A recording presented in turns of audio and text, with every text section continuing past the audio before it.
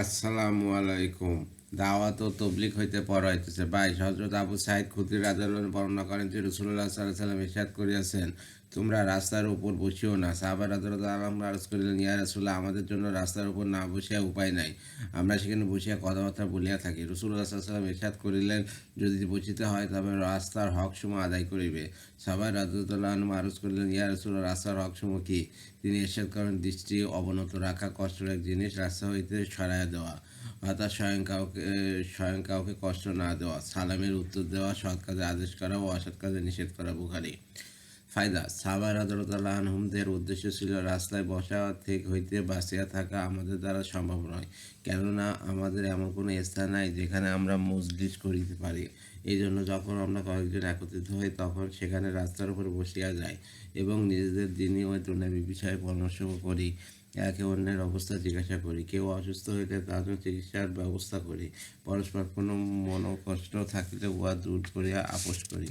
মালিহির হক 23। হযরত ইবনে আব্বাস রাদিয়াল্লাহু আনহু বলেন, রাসূলুল্লাহ সাল্লাল্লাহু আলাইহি ওয়াসাল্লাম ইরশাদ করিয়াছেন, সে ব্যক্তি আমাদের অনুসারীদের অন্তর্ভুক্ত নয় যে আমাদের ছোটদের প্রতি দয়া করে না, আমাদের বড়দের সম্মান করে না, সৎ কাজে আদেশ করে না এবং অসৎ কাজে নিষেধ করে না। তিরমিজি।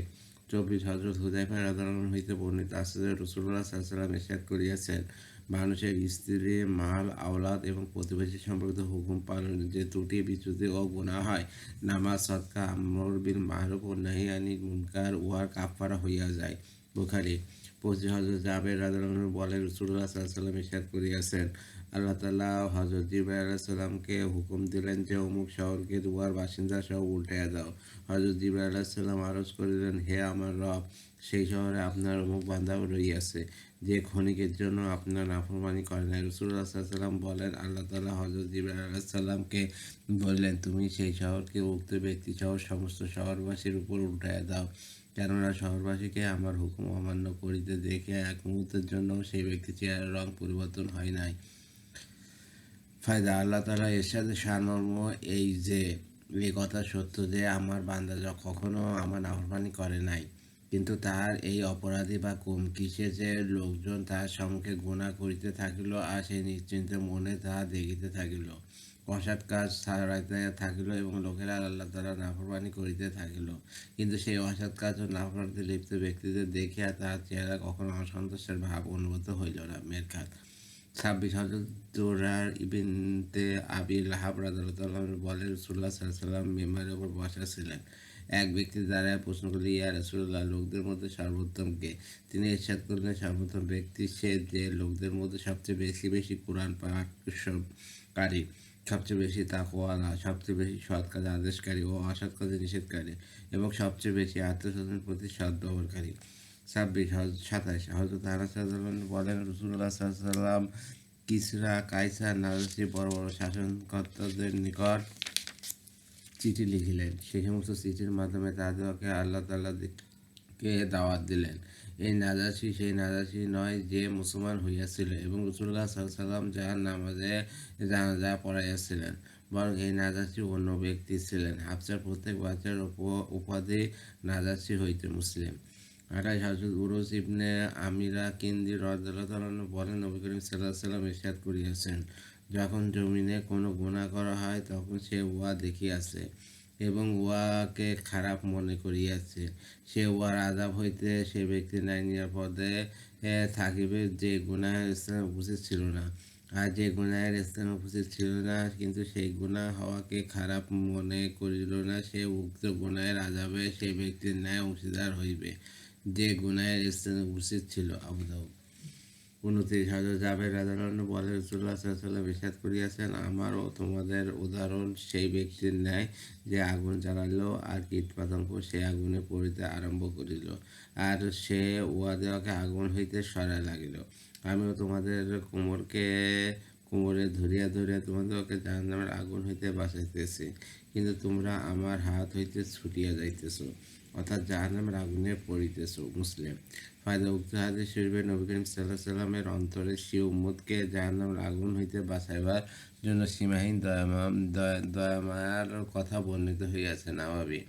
30। হযরত আব্দুল্লাহ রাদিয়াল্লাহু আনহু বলেন, আমি যেন রাসূলুল্লাহ সাল্লাল্লাহু আলাইহি ওয়াসাল্লাম কে দেখিতে পাইতেছি। তিনি এক নবীর ঘটনা বর্ণনা করিতেছেন যে তার কম তাকে এত মারপিট করিল যে রক্তাক্ত করিয়া দিল, আর তিনি আপন চেহারা হইতে রক্ত মুছিতেছিলেন এবং বলিতেছিলেন, আয় আল্লাহ, আমার কমকে ক্ষমা করিয়া দিন, কারণ তারা জানে না এই ধরনের ঘটনা স্বয়ং নবী করিম সাল্লাল্লাহু আলাইহি ওয়াসাল্লামের সহিত উহুদের যুদ্ধে ঘটিয়াছে। বুখারী।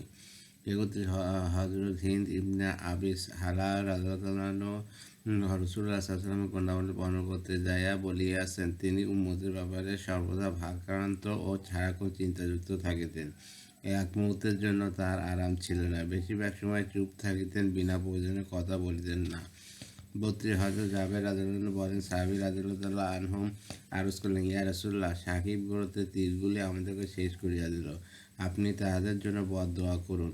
তিনি ইরশাদ করলেন, আয় আল্লাহ, সাকিব গোত্রকে হেদায়েত দান করুন। তিরমিজি। ৩৩ হযরত আব্দুল্লাহ ইবনে আমর ইবনে আস রাদিয়াল্লাহু আনহু বলেন, রাসূলুল্লাহ সাল্লাল্লাহু আলাইহি ওয়াসাল্লাম কোরআন পাকে সেই আয়াত তেলাওয়াত করিলেন যাতে আল্লাহ তাআলা হযরত ইব্রাহিম আলাইহিস সালামের দোয়া উল্লেখ করিয়াছেন।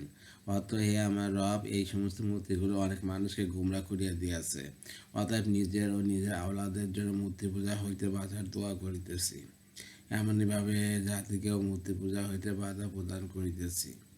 অথবা আমার বলার পর যে আমার কথা মানিল সে তো আমার কাছেই, এবং তাহার জন্য মাগফিরাত ও ওয়াদা রহিয়াছে। আর যে আমার কথাগুলো মানিল না, তাকে আপনি হেদায়েত দান করুন, ও কেননা আপনি অত্যধিক ক্ষমাশীল এবং অতিশয় দয়ালু। হযরত ইব্রাহিম আলাইহিস সালামের এই দোয়ার দ্বারাই উদ্দেশ্য হইল মুমিনদের জন্য শাফায়াত করা ও কাফেরদের জন্য হেদায়েত কামনা করা। আর রাসূলুল্লাহ সাল্লাল্লাহু আলাইহি ওয়াসাল্লাম এই আয়াত তেলাওয়াত করিলেন যাতে আল্লাহ তাআলা হযরত ঈসা আলাইহিস সালামকে দোয়া উল্লেখ করিয়াছেন। অত যদি আপনি তাদেরকে শাস্তি প্রদান করেন তবে ওরা আপনার বান্দা এবং আপনি তাদের মালিক, আর মালিকের জন্য বান্দাদেরকে তাদের গুনাহের উপর শাস্তি প্রদানের অধিকার রইয়াছে। আর যদি আপনি তাদেরকে ক্ষমা করিয়া দেন তবে আপনি পরমহাপরাক্রমশালী কুদরতওয়ালা, অতএব ক্ষমা করার উপরও ক্ষমতা রাখেন এবং হিকমতওয়ালা, অতএব আপনার ক্ষমা হিকমত অনুসারে হইবে। উভয় আয়াত তেলাওয়াত করিয়া রাসূলুল্লাহ সাল্লাল্লাহু আলাইহি ওয়াসাল্লাম এর আপন উম্মতের কথা স্মরণ হইল, সুতরাং তিনি দোয়ার জন্য হাত উঠাইলেন এবং আরজ করলেন, আয় আল্লাহ, আমার উম্মত, আমার উম্মত, এবং তিনি কাঁদিতে লাগিলেন। ইহার উপর আল্লাহ তাআলা ইরশাদ হইল, হে জিবরাইল, মুহাম্মদ সাল্লাল্লাহু আলাইহি ওয়াসাল্লামের নিকট যাও। যদি তোমার রব সর্ববিষয়ে অবগত আছেন, তবুও তুমি তাহাকে জিজ্ঞাসা করো তিনি কেন কাঁদিতেছেন। অতএব হযরত জিবরাইল আলাইহিস সালাম মুহাম্মদ সাল্লাল্লাহু আলাইহি ওয়াসাল্লামের নিকট আসিলেন এবং তাহাকে জিজ্ঞাসা করিলেন। তিনি জিবরাইল আলাইহিস সালামকে বলিলেন, আমার উম্মতের ব্যাপারে এই চিন্তা আমাকে কাঁদাইতেছে, আখিরাতে তাদের কী উপায় হইবে। জিবরাইল আলাইহিস সালাম যাইয়া আল্লাহ তাআলার নিকট এই কথা আরজ করিলেন। আল্লাহ তাআলা ইরশাদ করলেন, হে জিবরাইল, মুহাম্মদ সাল্লাল্লাহু আলাইহি ওয়াসাল্লাম এর নিকট যাও, তাকে বলো যে তোমার উম্মতের ব্যাপারে আমি তোমাকে সন্তুষ্ট করিয়া দেব এবং তোমাকে ব্যতীত করিব না। মুসলিম। ফায়দা, কোনো কোনো রেওয়াতে আছে যে রাসূলুল্লাহ সাল্লাল্লাহু আলাইহি ওয়াসাল্লাম জিবরাইল আলাইহিস সালামের নিকট আল্লাহ তাআলার এই পয়গাম শুনিয়া বলিলেন, আমি তো তখন নিশ্চিন্ত ও সন্তুষ্ট হইব যখন আমার একজন উম্মত দোজখে না থাকে। আল্লাহ তাআলা সর্ববিষয়ে অবগত থাকা সত্ত্বেও কান্নার কারণ জিজ্ঞাসা করার জন্য জিবরাইল আলাইহিস সালামকে রাসূলুল্লাহ সাল্লাল্লাহু আলাইহি ওয়াসাল্লামের নিকট শুধু তার সম্মানার্থে পাঠিয়েছিলেন।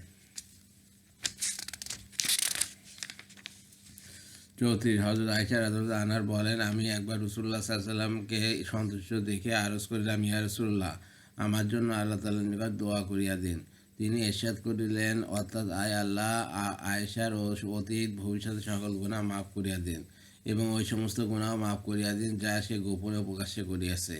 এই দোয়া শুনিয়া আমি আনন্দে এই পরিমাণ হাসিলাম যে আমার মাথা আমার কোলের সঙ্গে লাগিয়া গেল। রাসূলুল্লাহ সাল্লাল্লাহু আলাইহি ওয়াসাল্লাম ইরশাদ করলেন, আমার দোয়ার কারণে তোমার কি খুব আনন্দ হইতেছে? আমি বলিলাম, আপনার দোয়ার কারণে আমি কেন আনন্দিত হইব না? তিনি ইরশাদ করিলেন, আল্লাহর কসম, আমি এই দোয়া আমার উম্মতের জন্য প্রত্যেক নামাজের মধ্যে করিয়া থাকি। ৩৫ হযরত আমর ইবনে আওফ রাদিয়াল্লাহু আনহু রাসূলুল্লাহ সাল্লাল্লাহু আলাইহি ওয়াসাল্লামের ইরশাদ নকল বর্ণনা করেন যে, দিনের শুরুতে অপরিচিত ছিল এবং অতি সত্বর আবার পূর্বের ন্যায় পরিচিত হইয়া যাইবে। অতএব ওই সমস্ত মুসলমানদের জন্য সুসংবাদ যাদেরকে দিনের কারণে অপরিচিত মনে করা হইবে। উহারা ওই সমস্ত লোক হইবে যারা আমার পর লোকেরা আমার তরিকার মধ্যে যা কিছু পরিবর্তন ঘটিয়াছে উহা সংশোধন করিবে। তিরমিজি। সত্যি হযরত আবু হুরায়রা রাদিয়াল্লাহু বলেন রাসূলুল্লাহ সাল্লাল্লাহু আলাইহি ওয়াসাল্লামের নিকট মুশরিকদের জন্য বদদোয়া করা দরখাস্ত করা হইল। তিনি ইরশাদ করলেন, আমাকে লালনকারী হিসাবে পাঠানো হয় নাই, আমাকে শুধু রহমত বানায়া পাঠানো হইয়াছে। মুসলিম। মুনতাকাব হাদিসের দাওয়াত ও তাবলীগ এই পর্যন্ত পড়া হয়েছে। আমার রিপন কুরাজ ফেসবুক পেজ, ওইটাকে আপনার ফলোতে রাখবেন। আর রিপন কুরাজ আমার ইউটিউব চ্যানেল, ওইটাকে আপনার সাবস্ক্রাইব করবেন এবং লাইক কমেন্ট শেয়ার দেবেন বেশি থেকে বেশি। এতে আমি উৎসাহিত হই। সবাই ভালো থাকবেন, সুস্থ থাকবেন। আল্লাহ হাফেজ।